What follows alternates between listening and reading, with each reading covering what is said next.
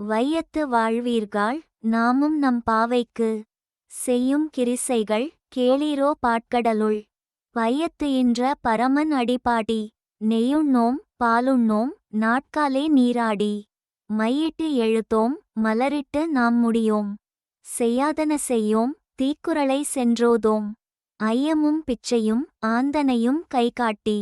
உயுமார் எண்ணி உகந்தேலோர் எம்பாவாய். பொருள் அன்பு தோழியரே, அந்த பரந்தாமனையே நம் துணைவனாக அடைய வழி செய்யும் பாவை நோன்பு விரத முறையை கேளுங்கள். உணவில் நெய் சேர்க்கவோ பால் அருந்தவோ கூடாது. சூரிய உதயத்துக்கு முன்பே நீராட வேண்டும். கண்ணில் மை இடக்கூடாது. கூந்தலில் மலர் சூடக்கூடாது. தீய செயல்களை மனதால் நினைப்பதையும் தீய சொற்களை பேசுவதையும் தவிர்க்க வேண்டும். பிறரை பற்றி கோள் சொல்லக்கூடாது. ஏழைகளுக்கும் பக்தர்களுக்கும் போதுமான அளவு தர்மம் செய்ய வேண்டும். விளக்கம்: விரதம் இருப்பது என்றால் சும்மாவா?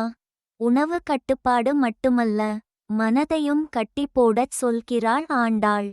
நெஞ்சத்தை நல்ல நினைவுகளாலும் வாயை நல்ல சொற்களாலும் நிறைக்க வேண்டும். இப்படி இருந்தாலே பரமன் கைக்கெட்டும் தூரத்துக்குள் வந்து விடுவான் என்கிறாள்.